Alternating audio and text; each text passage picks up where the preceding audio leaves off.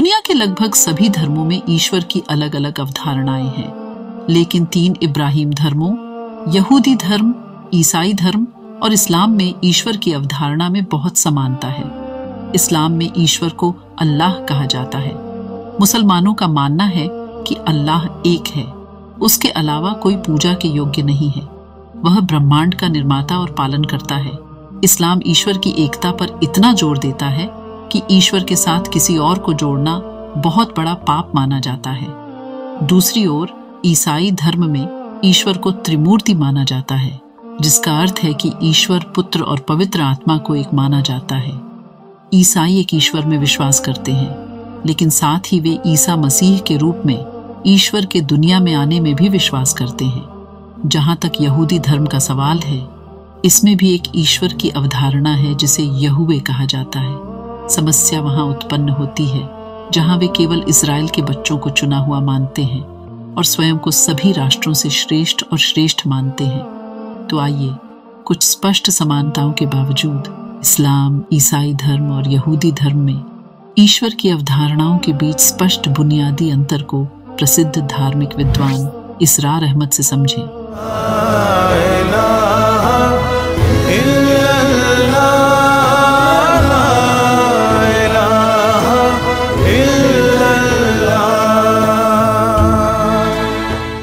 आज दुनिया में मजहब की बहुत ज्यादा दिलचस्पी नहीं है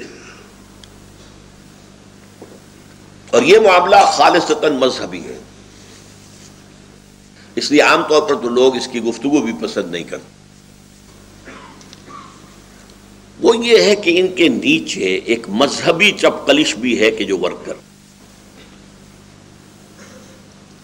वो मजहबी चपकलिश क्या है? इसमें सबसे एक्टिव यहूदी है।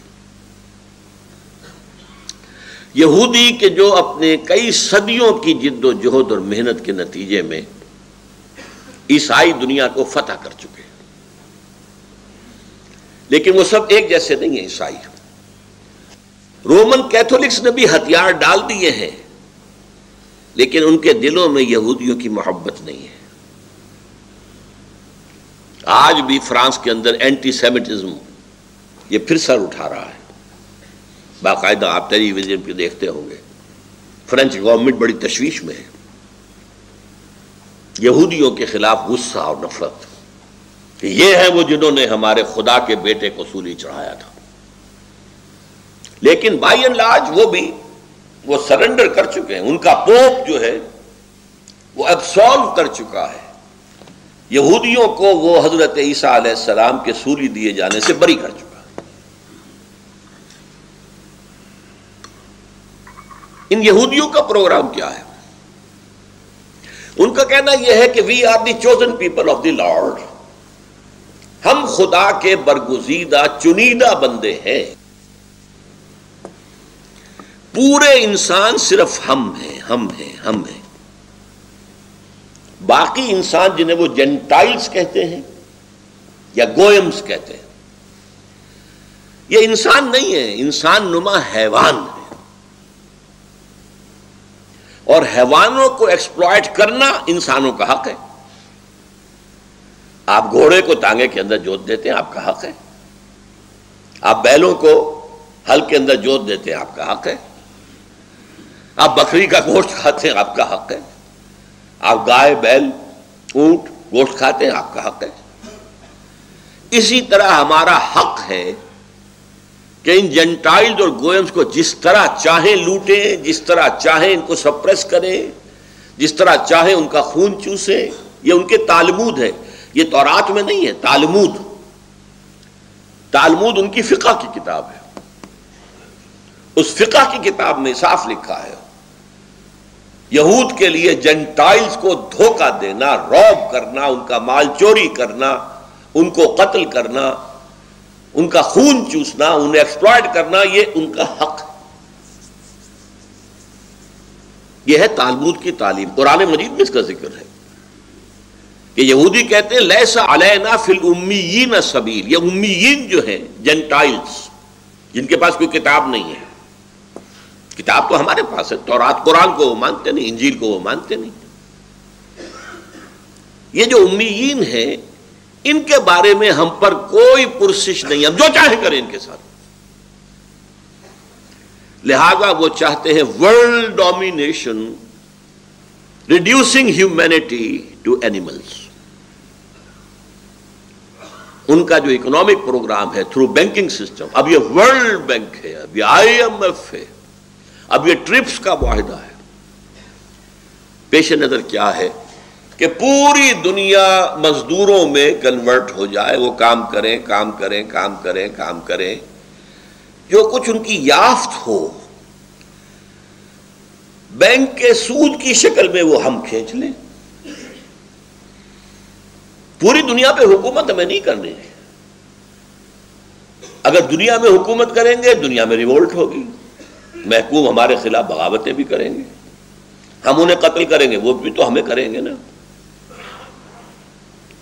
ہم ان فلسطینیوں کو قتل کر رہے ہیں تو فلسطین بھی تو آتے ہیں سوسائڈ بام کر کے، کبھی 20 کبھی 15 مار جاتے ہیں. تو کیا ضرورت ہے؟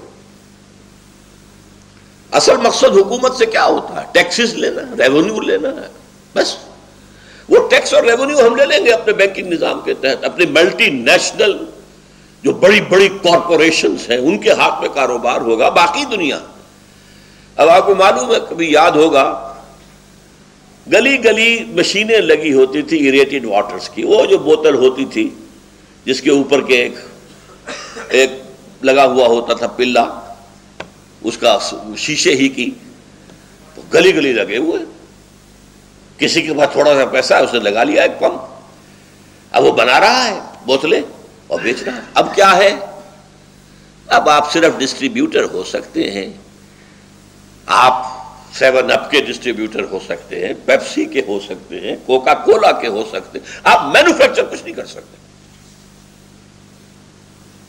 پہلے کیا ہوتا تھا؟ ڈھابے کھلے ہوئے، غریب آدمی نے ایک چولہا جلا کر اس کے اوپر کچھ ڈال کر بیٹھا ہوا ہے جھونپڑی کے اندر، ڈھابا ہے، کھا رہے لوگ. اب ختم. اب 5 سٹار. اور کل میں نے پڑھا ہے کہ دبئی میں 7 سٹار ہوٹل بنا ہے. 7 سٹار، کئی $1000 ایک رات کا وہاں کرایہ ہے. ہم تو 5 سٹارز کو رو رہے ہیں.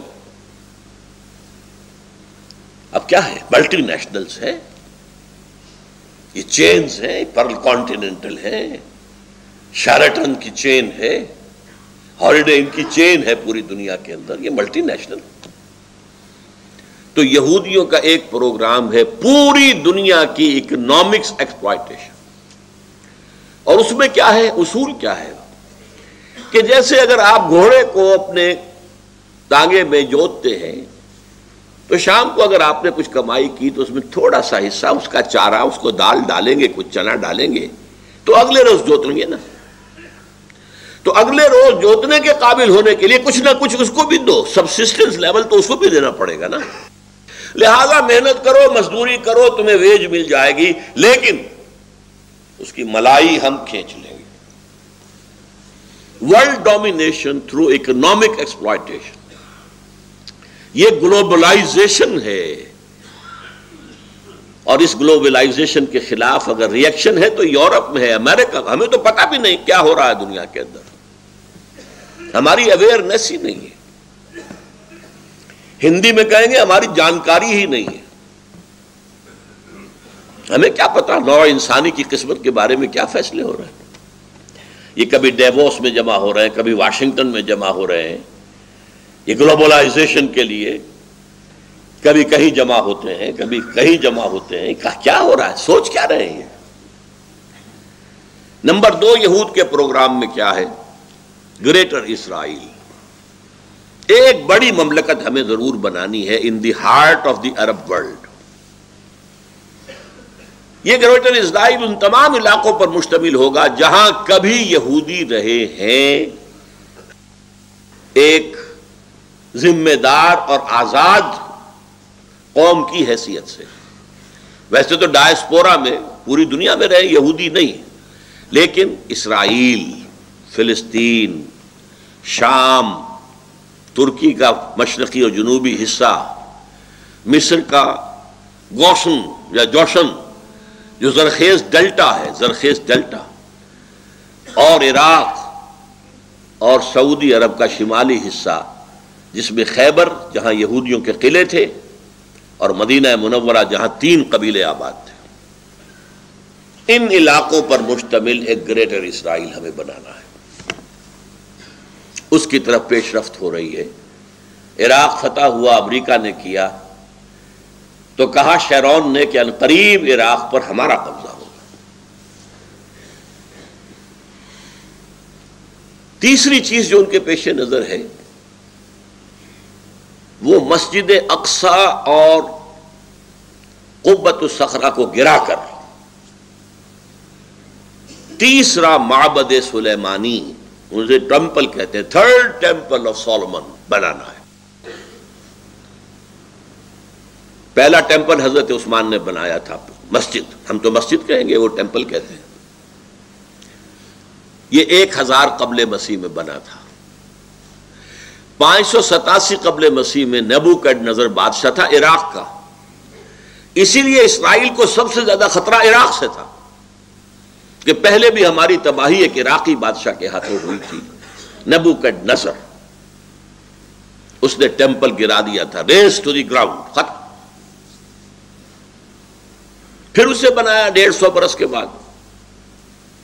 پھر سن 70 عیسوی حضرت عیسیٰ علیہ السلام کے حوالے سے ان کے رفع سماوی کے 40 برس بعد پھر رومیوں نے اسے بھی گرا دیا، ٹائٹس رومی، اردو یا عربی میں تیتوس لکھتے ہیں اسے، توئے، یہ توئے واو سین تیتوس، ٹائٹس۔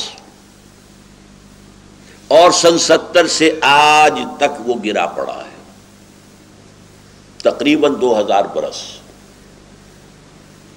1833 برس ہو چکے ہیں، یا 27 یا 33، وہ گرا ہوا۔ اب ہمیں دوبارہ بنانا ہے اسے، اور اس کی جگہ پر چونکہ مسجد اقصی بنا دی گئی تھی، اور اس کی جگہ پر ہی اس پتھر پر، اس چٹان پر جہاں سے حضور کا شب معراج کے اندر آسمانی سفر شروع ہوا تھا، اس پر اموی خلیفہ عبد الملک بن مروان نے ایک قبہ، ایک گنبد بنا دیا تھا۔ اگر آپ کبھی BBC وغیرہ میں دیکھتے ہیں یروشلم سے کوئی نمائندہ بات کر رہا تو پیچھے کیا ہوتا ہے؟ بہت بڑا قبہ سنہری، وہ ہے القبۃ الصخرہ۔ ان دونوں کو ہم گرائیں گے اور اپنا تیسرا معبد، تیسرا ٹیمپل تعمیر کریں گے، اور اس میں پھر لا کر 2 کام کریں گے۔ اینیمل سیکریفائس کا دوبارہ آغاز ہوگا۔ یہودیوں کے ہاں سب سے بڑی عبادت جو تھی وہ قربانی کی تھی، نماز کی اتنی اہمیت نہیں تھی جتنی قربانی کی تھی، اور وہ ہیکل سلیمانی میں قربان گاہ پر قربان کیے جاتے تھے جانور۔ اس وقت سے وہ قربانی جو ہے وہ موقوف ہے، نہ وہ ہیکل سلیمانی ہے نہ قربانی ہے۔ تو ایک تو اینیمل سلاٹر، قربانی جو ہے، جیسے ہمارے ہاں عید کی قربانی ہے، وہ قربانی جو ہے دوبارہ شروع ہوگی۔ اور نمبر 2، حضرت داؤد کا تخت جو ہے لا کر جما دیا جائے گا، اور وہاں سے ان کا مسایہ حضرت مسیح نہیں، جس مسایہ کے وہ منتظر ہیں جن کی پیشین گوئیاں تھیں تورات کے اندر، اور ان پیشین گوئیوں کے مصداق حضرت مسیح آئے۔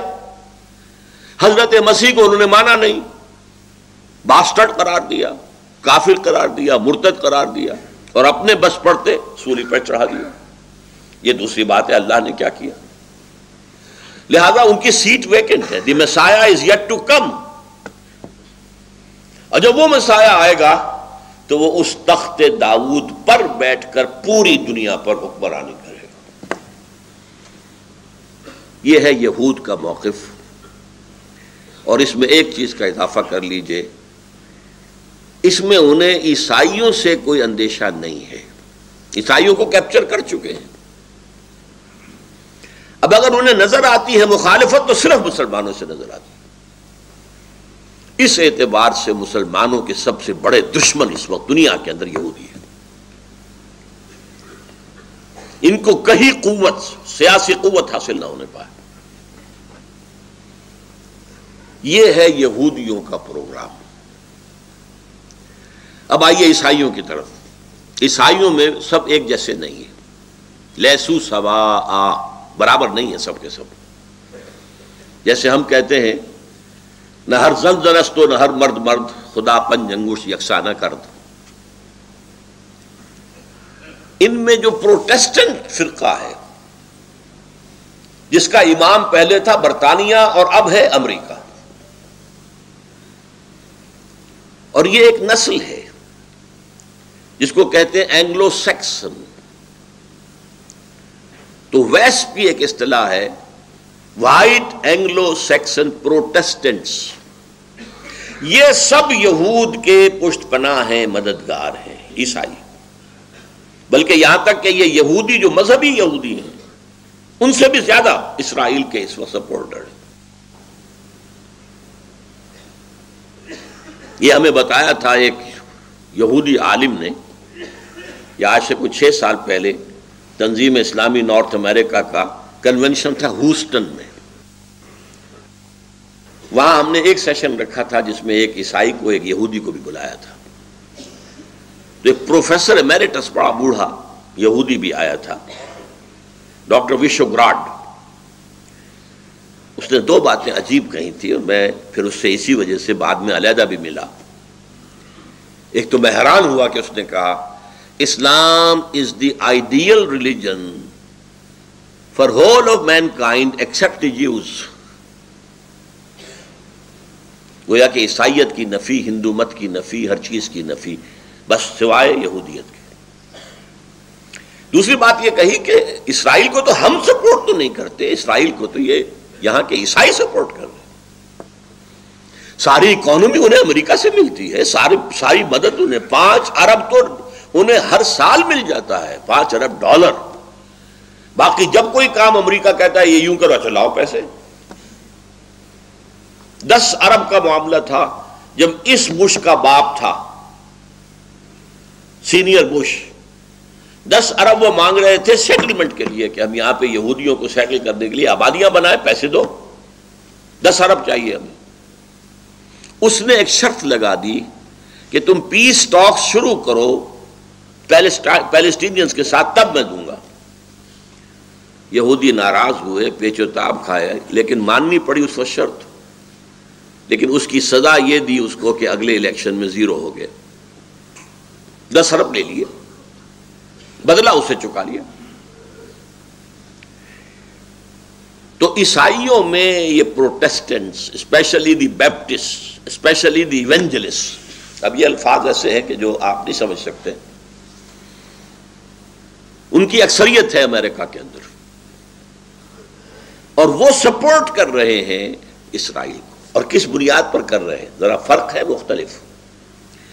وہ بھی قائل ہے اس کے کہ آرمگیڈون ہونی چاہیے، عالمی جنگ تیسری جلد از جلد ہونی چاہیے، اس کے نتیجے میں گریٹر اسرائیل وجود میں آنا چاہیے، اس کے نتیجے میں 3rd ٹیمپل تعمیر ہونا چاہیے، اس کے نتیجے میں تھرون آف ڈیوڈ لا کر رکھا جائے، تخت داؤد علیہ السلام. تب حضرت عیسیٰ نازل ہوں گے دوبارہ اور اس تخت کے اوپر بیٹھ کر پوری دنیا پر حکومت کریں گے. یعنی پروگرام وہی ہے، فرق کا ہے. وہ اپنے مسیح اور یہ اپنے حضرت مسیح جیسس کرائسٹ ان کے منتظر. ان کے خیال میں ان کا مسیح آئے گا، وہ بیٹھے گا تخت داؤد پر. ان کے خیال میں حضرت عیسیٰ اتریں گے، وہ بیٹھیں گے تخت داؤد پر. اور یہ تخت داؤد کس بلا کا نام ہے؟ ریسنٹلی مجھے اس کے مطالعے کا موقع ملا. ایک پتھر تھا جس پر کہ بیٹھ کر حضرت داؤد کی کورونیشن ہوئی تھی، تاج پوشی ہوئی تھی، بادشاہ مانا گیا تھا. ظاہر بات ہے کہ وہاں کوئی تھرون تو تھے ہی نہیں، ایک پتھر کے اوپر بیٹھ کر وہ کام ہوا. اسی پتھر پر حضرت سلیمان کی تاج پوشی ہوئی. وہ پتھر ان کے ہاں چلا آ رہا تھا. سن 70 عیسوی میں جب رومن جنرل نے تباہ کیا ہے معبد کو، تو وہ پتھر لے گیا روم سے وہ چلا گیا آئرلینڈ. وہ بہت بڑی ہے جو کیتھولک جو آبادی ہے، آج بھی جنگ ہو رہی ہے کیتھولک کے اندر اور پروٹیسٹنٹس کے اندر آئرلینڈ میں. وہاں سے وہ آیا ہے انگلینڈ میں. انگلینڈ میں وہ پتھر جب آیا تو 14ویں صدی عیسوی میں اس کو ایک کرسی کے اندر سیٹ کے اعتبار سے بنا دیا گیا. اب وہ تھرون بن گیا، جیسے کہ تھرون ہوتے تھے، لیکن اس کی سیٹ اسی پتھر کی بنی ہوئی. وہ اب بھی موجود ہے، پتھر رکھا ہوا ہے. Westminster Abbey, Westminster ان کی پارلیمنٹ کی عمارت ہے. اس پارلیمنٹ کے ساتھ ایک چرچ ہے، ویسٹ منسٹر ایبے. اسی ایبے میں جا کر کوئی پرنسس، کوئی پرنس کی شادی ہوتی ہے.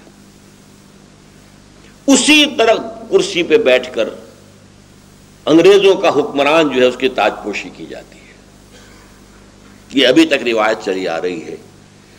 تو ان کا خیال یہ ہے کہ وہ تخت بھی لا کر ہم رکھ دیں گے اس معبد میں کہ جو بنے گا، اور پھر اس پر حضرت مسیح نازل ہوں گے.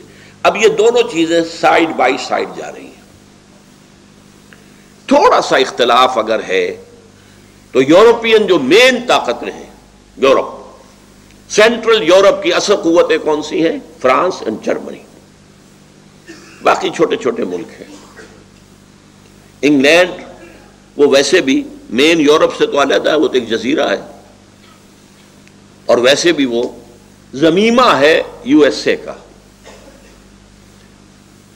اس حوالے سے یہ جو ہیں یہاں کیتھولک آباد ہے، جو کہ پوپ کو مانتے ہیں اپنا سربراہ. پروٹیسٹنٹس کا کہنا ہے کہ یہ جو اختلاف ہے، جرمنی اور فرانس ایک طرف، عراق کی جنگ کے اندر وہ شامل نہیں ہوئے، علیحدہ رہے. یہ اختلاف صرف سیاسی نہیں ہے، صرف عالمی سطح پر اپنے آپ کو ایسرٹ کرنے کا مقابلہ نہیں ہے، بلکہ یہ اختلاف مذہبی بھی ہے. وہ کیتھولکس ہیں، یہ پروٹیسٹنٹس ہیں. اور پروٹیسٹنٹس جو ہیں یہ کیتھولکس کو کافر کہتے ہیں، انفیڈلز، اور پوپ کو شیطان کہتے ہیں. ان کا ایک رسالہ نکلتا ہے ماناما، فلاڈلفیا سے، امریکہ سے، ٹرمپٹ. کچھ عرصے سے میں اس کو دیکھ رہا ہوں. ان کا کہنا یہ ہے کہ اصل میں اس وقت جو یورپ ایک ہو رہا ہے، یہ معاملہ سیاسی نہیں ہے، مذہبی ہے، اور پوپ اس کے درمیان میں ہے. اصل موونگ جو طاقت ہے وہ پوپ کی ہے. اور یہ پوپ واقعتاً ایسا ثابت ہوا ہے کہ جس نے موو کیا ہے پوری دنیا میں. اس سے پہلے پوپ اپنے گھر میں بیٹھا رہتا تھا ویٹیکان میں، باہر نہیں نکلا. اور یہ پوپ بڑھاپے کے باوجود سخت ترین کہاں کہاں گیا. یہ چاہتا ہے ہولی رومن امپائر دوبارہ دنیا میں ریوائیو کرنا. وہ ہولی رومن امپائر جو پوری یورپ پر چھا گئی تھی، اور افریقہ اور ایشیا کے بھی بہت سے علاقوں کے اوپر چھائی ہوئی تھی، شمالی افریقہ اور مغربی ایشیا. اس ہولی رومن امپائر کو قائم کر کے، اور یہ یورپ کی قوتیں جو ہیں یہ چاہتی ہیں کہ یہ فلسطین کو فتح کرے، اسرائیل بھی ختم، پیلسٹینین اسٹیٹ بھی ختم کرے، اور ایک رومن کیتھولک حکومت وہاں پر قائم کرے. اسی لیے ایک مرتبہ میں نے دیکھا تھا نیوز ویک میں ایک جملہ بڑا پیارا تھا فلسطین کے بارے میں. Too small a geography but too big a history. 5000 سال کی تاریخ اس سے وابستہ ہے. یہی حضرت ابراہیم تھے، اسحاق تھے، یعقوب تھے. اس یہودیوں کا بھی مقدس ترین مقام یہی ہے. عیسائیوں میں حضرت عیسیٰ یہیں پیدا ہوئے، یہیں سولی چڑھے ان کے عقیدے کے مطابق، یہیں انہوں نے تبلیغ کی، گیلیلی اور مختلف علاقوں میں. لہذا یہ عیسائیوں کا بھی صدر بہت محترم مقام ہے. مسلمانوں کا بھی ہے، وہ حرم کہتے ہیں. تیسرا حرم یہ ہے، پہلا حرم حرم مکی، دوسرا حرم حرم مدنی، تیسرا حرم حرم الحرم الشریف، یہ مسجد اقصی. یہاں سے حضرت محمد صلی اللہ علیہ وسلم کا اسینٹ ٹو دی ہیون، آسمان کی طرف ان کی جو بلند جانے کا معاملہ تھا یہاں سے شروع ہوا تھا. لہذا ٹو اسمال جیوگرافی ہے کتنا؟ ہماری ریاست بھاولپور جو ہوتی تھی اتنا ہے کل، اس سے زیادہ رقبہ نہیں ہے. لیکن تاریخ اور مذاہب کا کانفلوئنس. لہذا اب آپ دیکھیے یہودیوں کا نقشہ یہ ہے، عیسائیوں کا نقشہ یہ ہے، کیتھولکس کا نقشہ یہ ہے کہ وہ یہاں ایک رومن کہتے، جیسے انہوں نے تیمور وہاں اس کو تقسیم کرا کر اور وہاں ایک رومن کیتھولک حکومت قائم کی ہے. نائجیریا میں جو شدید ترین فساد مسلمانوں میں اور عیسائیوں میں ہوئے ہیں، وہاں بھی عیسائیوں کا اصل مقصد ایک رومن کیتھولک حکومت قائم کرنا ہے. اور پروٹیسٹنٹس کا یہ الزام ہے، میں نے ایک مرتبہ دکھایا بھی تھا، اس جو ٹرمپٹ کا ایک مضمون، اس نے عنوان قائم کیا تھا دی لاسٹ کروسیڈ، آخری کروسیڈ اب ہونے والا ہے، ساری یورپی قوتیں جمع ہو کر حملہ کریں گی اور یہاں عیسائی حکومت قائم کریں گی. کروسیڈ کس لیے تھا؟ اور نوٹ کیجئے پہلے کروسیڈ کب شروع ہوئے تھے؟ سیکنڈ ملینم، یہ کہتے ہیں 1000 سال کو ملینم کہتے ہیں. پہلا ملینم ختم ہو گیا 1000 سال بعد حضرت عیسیٰ کے. دوسرا ملینم شروع ہو گیا 1001 سے. دوسرے ملینم کے شروع میں کروسیڈ شروع ہوئے اور 1099 میں انہوں نے بیت المقدس کو فتح کر لیا. اب یہ تھرڈ ملینم شروع ہوا ہے نا 2000 سال کے بعد، 2001 سے شروع ہو گیا ہے تھرڈ ملینم، اور اس کے شروع میں یہ آخری کروسیڈ ہوگا کہ یورپ کے رومن کیتھولک قوتیں فلسطین پر حملہ آور ہوں گی اور یہاں ایک رومن کیتھولک حکومت قائم کرنا چاہیں گے. یہ ہے مذہبی خدمت. اور اس میں ایک بات آخری اور نوٹ کر لیجئے، رومن کیتھولکس کا اور پروٹیسٹنٹس کا آپس میں مذہبی کتنا ہی اختلاف ہو، اور فرانس کا اور جرمنی کا سیاسی اور عسکری اعتبار سے امریکہ سے کتنا ہی اختلاف ہو، ایک چیز پر وہ متفق ہیں. ایک تو فلسطین کو ٹوٹل کو آزاد کرانا مسلمانوں سے،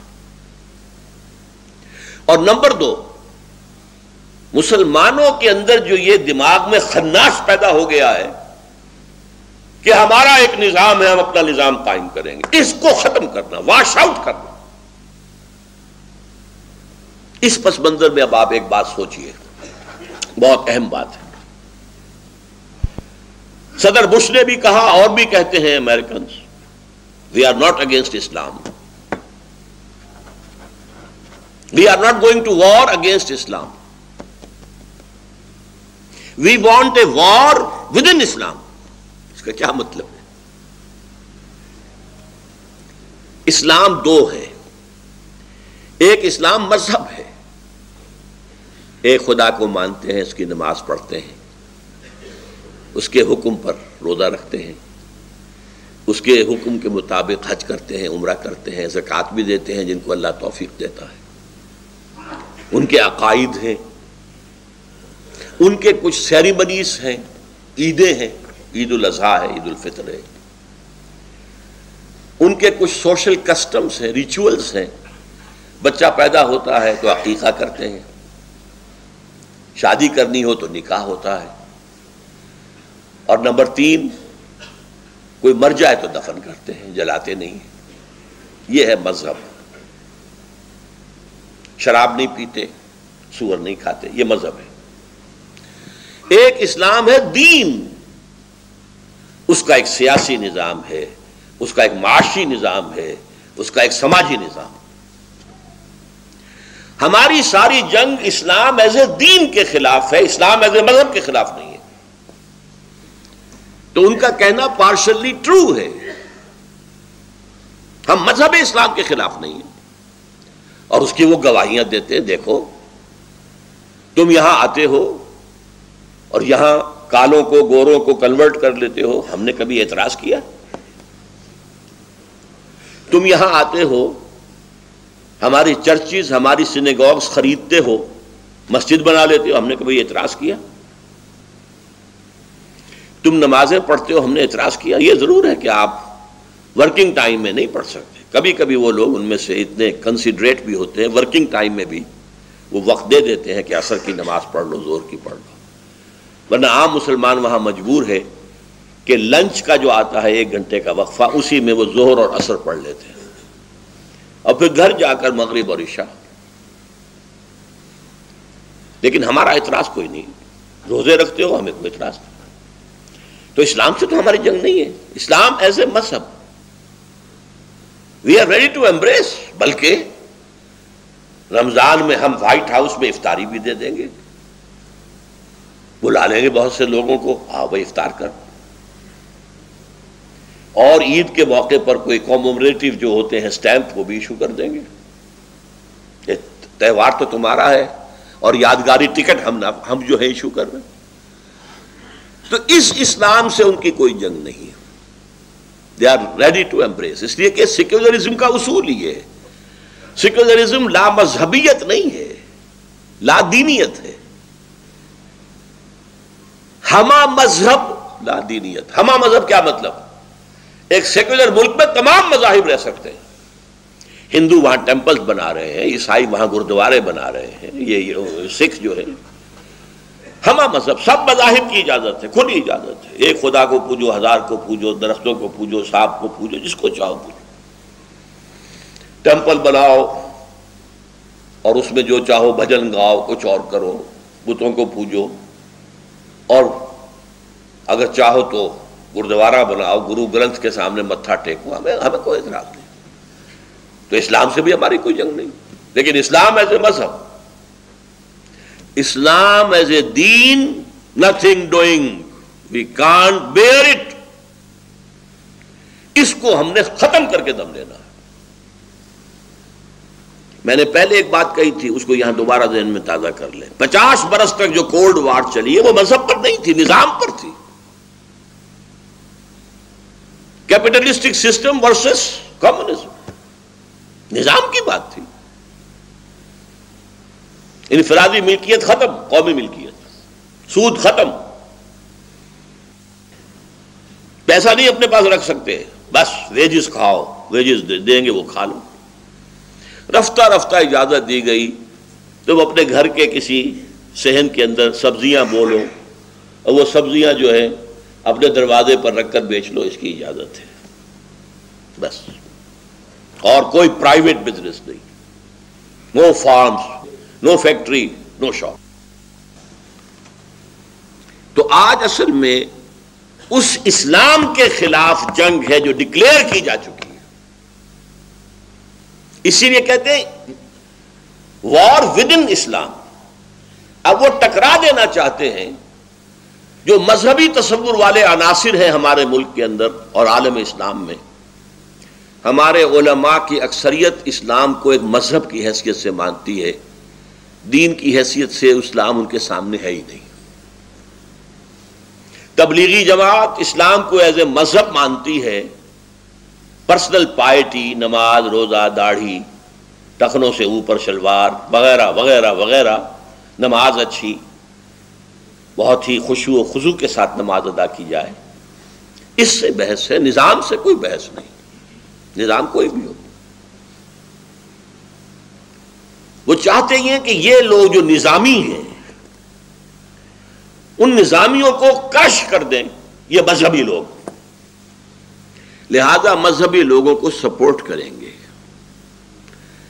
اس سے انہیں 2 مقصد حاصل ہو جائیں گے، ایک بات واضح ہو جائے گی کہ مذہب کے خلاف تو ہے ہی نہیں، تو خامخواہ کچھ لوگ جو ہیں بہکاتے ہیں ہمیں، یہ اسلام کے خلاف کہاں ہے؟ ہو سکتا ہے وہ مسجد بنانے کے لیے آپ کو گرانٹ دے دے، انہیں اس میں کوئی حرج نہیں۔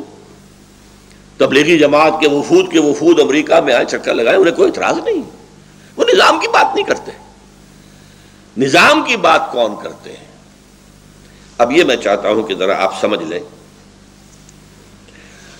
اصل میں ہوا کیا ہے۔ آج سے نصف صدی قبل، کہیں 300 برس سے، کہیں 200 برس سے، کہیں 100 برس سے، یورپ کی کولونیل پاورز عالم اسلام پر قابض تھیں۔ ہمارے ہاں انگریز تھا، ملایا وغیرہ کے اندر ولندیزی تھے، مصر میں انگریز تھے، شام میں انگریز تھے، شام میں فرانسیسی تھے، عراق میں انگریز تھے، لیبیا میں اطالوی تھے، موریتانیہ اور صحرا جو ہے اس میں اسپینیڈز تھے، وغیرہ وغیرہ۔ یہ جو کولونیل پاورز تھیں انہوں نے ہمیں دبایا ہوا تھا، اور اس وقت ہمیں جو مذہبی آزادی تھی وہ مذہبی آزادی تھی، دین کی نہیں۔ دین تو ان کا تھا، پینل کوڈ ہمارا ہوگا، تعزیرات ہماری ہوں گی، سول کوڈ ہمارا ہوگا۔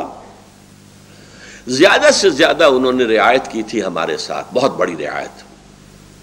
تم اپنے فیملی لاز پر عمل کر سکتے ہو، نکاح جیسے چاہو کرو، طلاق جیسے چاہو دو، سارے فتوے اپنے مولویوں سے لے لو، ہمیں کوئی فکر نہیں ہے۔